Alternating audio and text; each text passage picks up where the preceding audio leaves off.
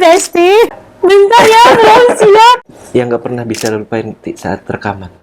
Aduh, kalau diinget-inget jadi sedih ya. Nggak ngebolehin aku pakai lip sync sama sekali. Kayak aku tahu kamu terluka. Akhirnya ya udah, aku nggak jadi menjalankan itu. Liriknya hilang kak, liriknya nggak ada. Bentar ya, aku nervous nih. Sebenarnya mana yang lebih menggiurkan?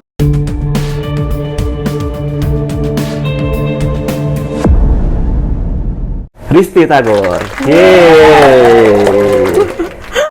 Kenapa jadi nyanyi, Ti? Oke. Sebenarnya kalau ngomongin nyanyi ya, nyanyi itu sebenarnya dari dulu.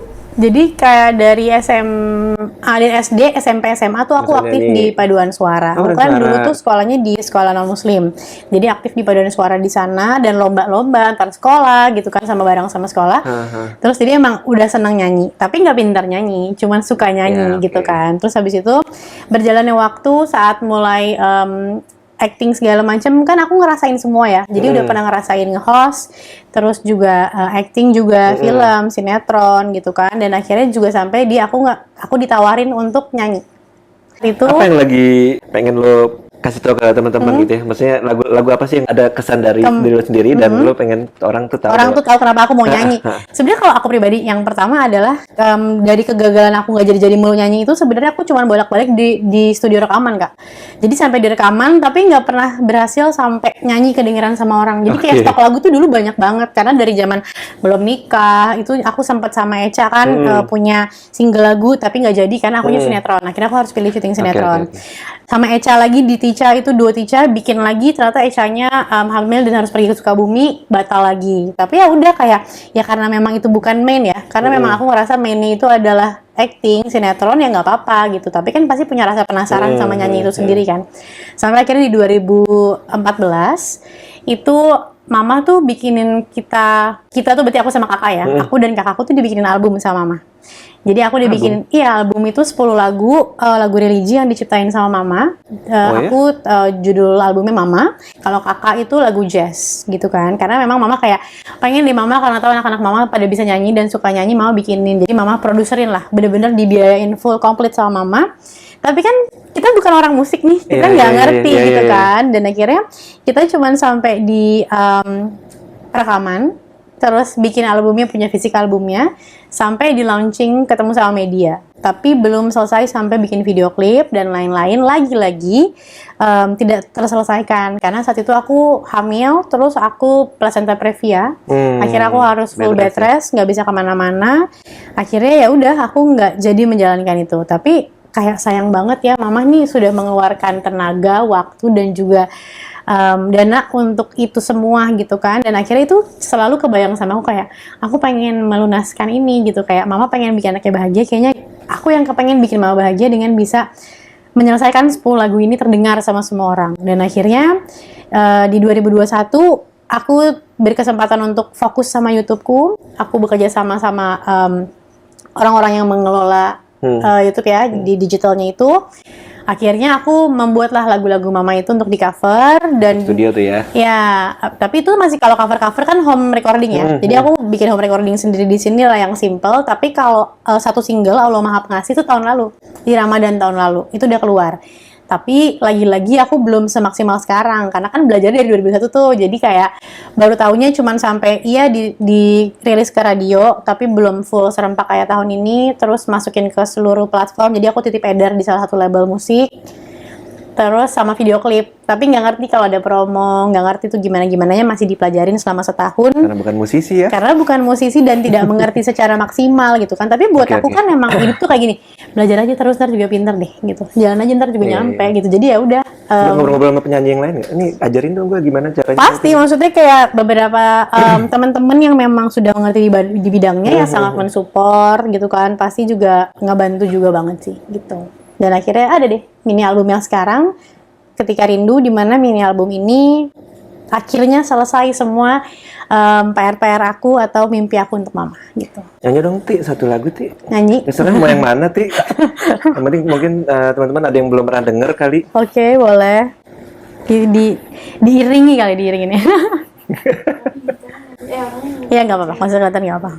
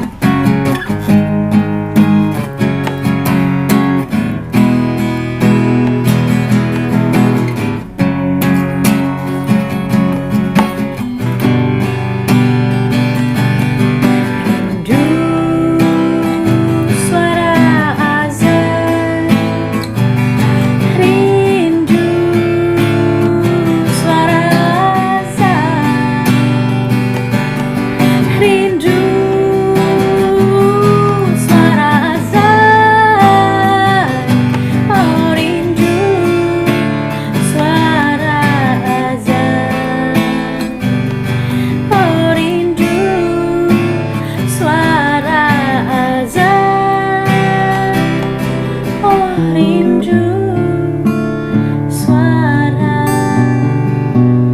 azan.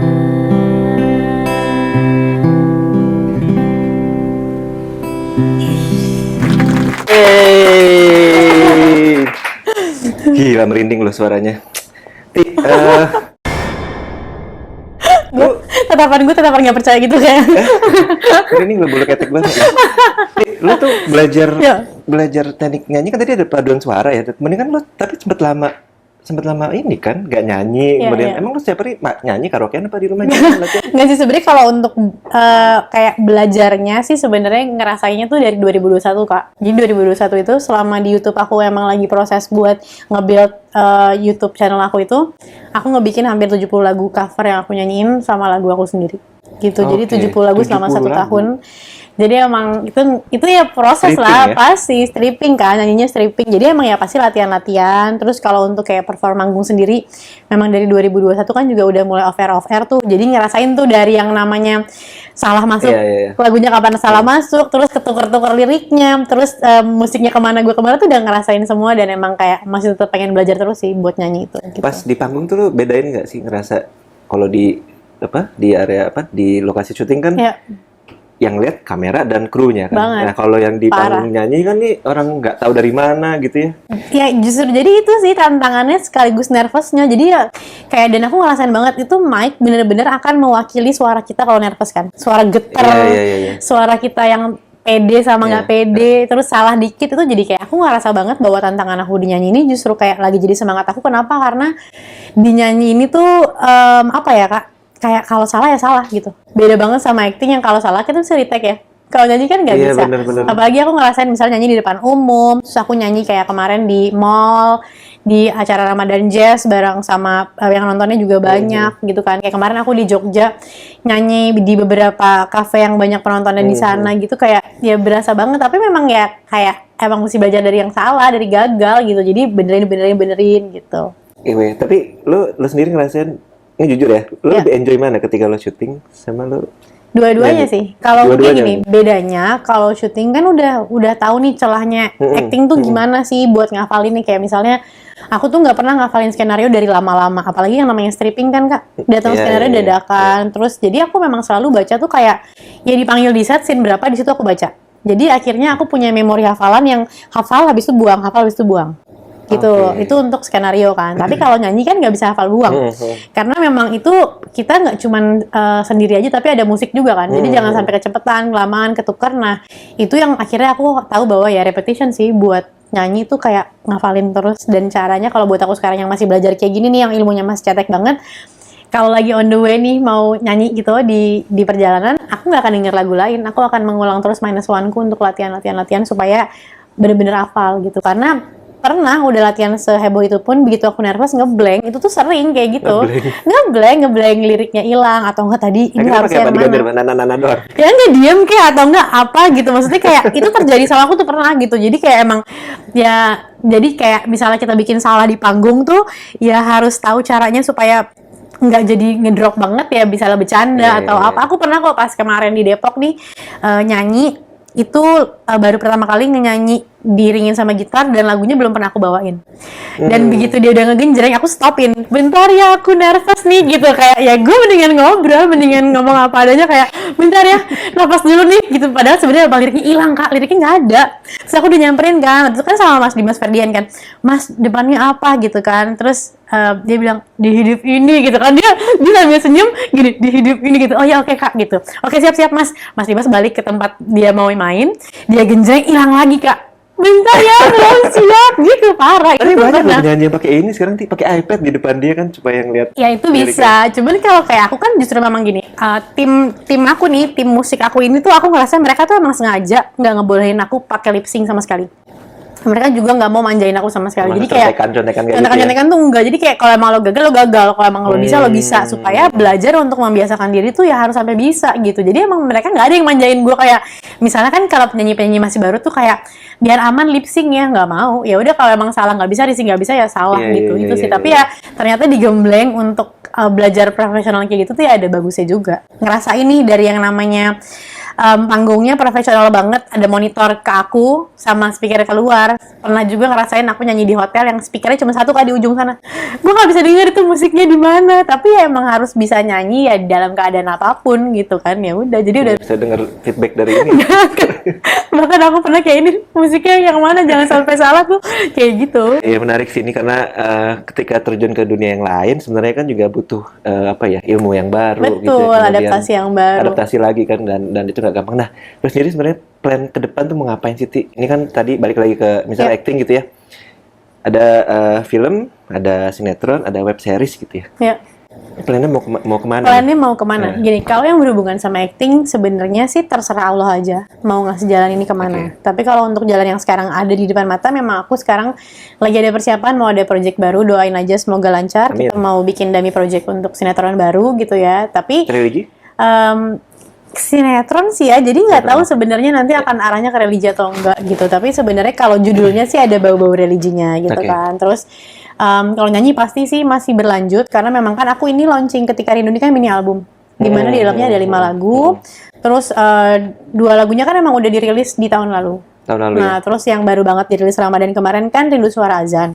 Masih ada 2 lagu nih, Ketika Rindu sama Bersujud Padamu, yang memang belum dipromoin kan. Jadi memang sekarang nih masih dalam proses lagu-lagunya sih masih promo, masih nyanyi. Nih mau ada undangan nyanyi lagi tanggal 25. Pokoknya agenda-agenda itu ya diisi aja sih, lebih kayak gitu. Karena kalau ditanyain aku maunya apa, yang pasti aku maunya sih nyanyinya ya sampai bener-bener bisa nyanyi benar, sampai bisa profesional nyanyi gitu ya, ngerasain euforianya gitu kan. Terus kalau sinetron ya pasti kangen sama acting terus. Tapi kalau ditanyain planningnya maunya apa, ya maunya terserah lo aja sih rencananya gimana gitu. Sebenarnya mana yang lebih menggiurkan, Ti? Dari segi pendapatan? Kalau pendapatan Antara si penyanyi dengan gini, karena kan aku kan penyanyi baru, jadi aku belum ngerti pendapatan terbaik nyanyiku tuh segimana. Kalau ngeliat potensi?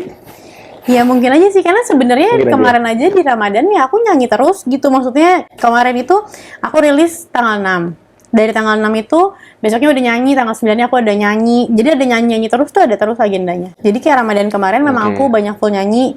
Terus abis itu kalau ditanyain menggiurkan mana, yang aku ngerti kan ngerti rasanya penghasilan dari sinetron stripping. Jadi ya taunya pasti sinetron stripping akan lebih menggiurkan karena memang lebih jelas penghasilannya. Karena memang kalau udah stripping yang namanya udah harian ya berarti kan gaji kita hitungannya per hari ya Kak. Bukan bulanan, tapi harian gitu. Momen yang nggak pernah bisa lupain saat rekaman? Oke, jadi gini, waktu pas dulu 2021 gitu ya, pas rekaman kan memang aku tuh kayak masih dibimbing sama seseorang lah untuk menyanyi gitu kan ya. Terus saat itu aku buat cover-cover lagunya, dan memang di momen-momen awal masih dibimbing sama dia, rekamannya di tempat dia. Terus abis itu karena memang beliau sibuk, akhirnya dikirimlah aku ke tempat salah satu pembuat lagunya gitu kan. Nah dikirimnya itu di satu tempat, waktu itu di tempat kos, waktu itu di tempat kosnya beliau, yang memang sebenarnya nggak ada yang salah sih sama kondisinya. Maksudnya cuma memang jadinya bukan studio rekaman. Dan di situ aku waktu itu nyanyiin lagu Melukis Senja, ditemenin sama 2 sahabatku, sama Afi dan juga Mimi. Dimana aku nyanyi itu mereka nangis gitu. Terus aku kayak kenapa kalian? Iya, Melukis Senjanya Budi Darumi. Tentang apa? Budi Darumi itu tentang izinkan ku lukis senja. Oh iya. Mengukir namamu di sana. Jadi kayak tentang sahabat, bahwa kayak aku tahu kamu terluka tapi tenang, ada kita gitu, ada sahabat-sahabatnya gitu kan. Dan di situ tuh mereka nangis, terus kayak mungkin mereka ngerasa kayak kenapa kakak disuruh ke sini padahal biasanya rekaman, maksudnya kan biasanya kan di support rekamannya di tempat yang layak gitu ceritanya kan. So, aku cuma ngomong sama mereka gini, aduh kalau diinget-inget jadi sedih ya, kayak aku selalu percaya bahwa semua orang tuh harus ngelaluin proses-proses kayak tangga gitu. Jadi di tempat itu saat itu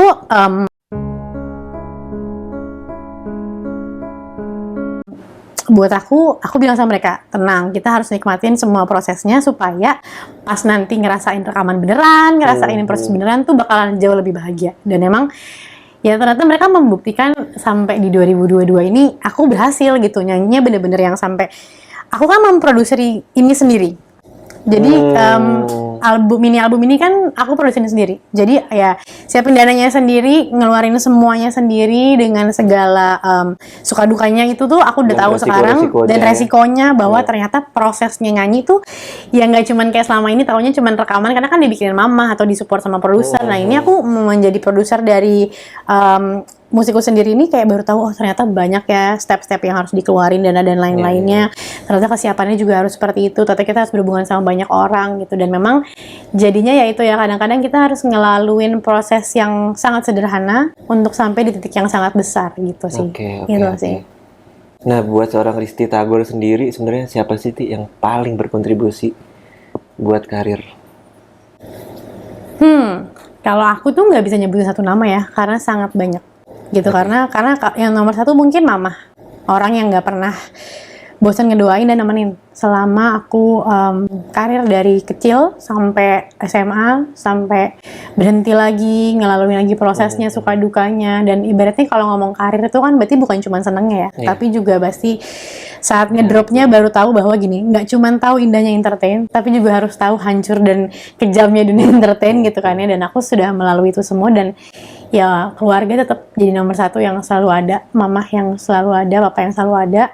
Tapi kalau untuk karir yang kembalinya aku di sini sih sahabat-sahabatku sih luar biasa gitu sih. Jadi kayak timku itu sahabat-sahabatku semuanya.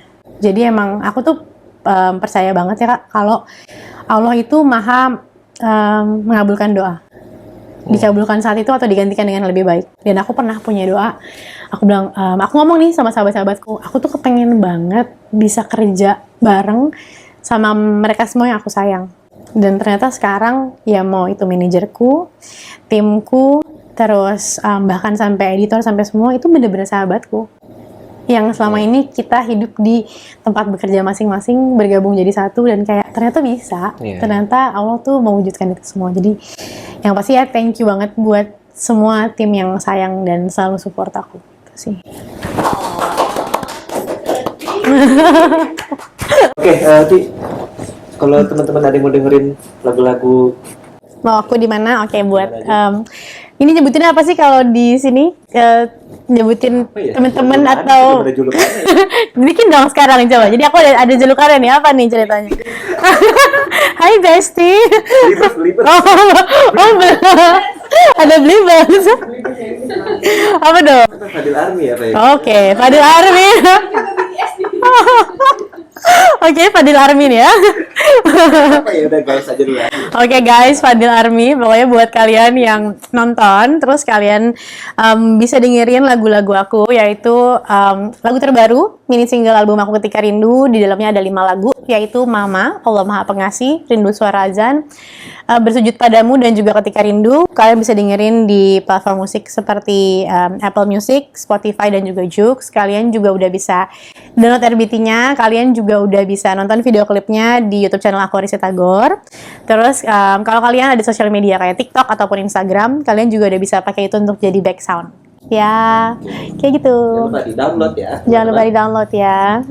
Oke, Ti, terima kasih banyak ya Ti waktunya. Sama-sama, thank you banget udah mau kesini. Terus malam-malam loh ini menyiapkan waktu buat aku di tengah-tengah besok pasti ini big bossnya Fadil Army ya. Besok mau kerja. Amin dong, amin gitu ya. Ya thank you banget udah nemenin. Thank you banget tuh buat pokoknya tim-timnya YouTube channelnya Kak Fadil. Ya, oke, editornya terutama ya, terus videografernya, sound engineeringnya, pokoknya buat yang super strong. Pokoknya sukses terus, lancar terus buat YouTube channelnya. Amin. Jangan pernah berhenti berkarya dan semangat terus. Fi amanillah. Sehat-sehat terus ya Ti. Thank you. Terima kasih banyak Risty. Oke teman-teman, jangan lupa klik like, share, dan subscribe YouTube channel ini. Terima kasih. Wassalamualaikum warahmatullahi Wabarakatuh. wabarakatuh.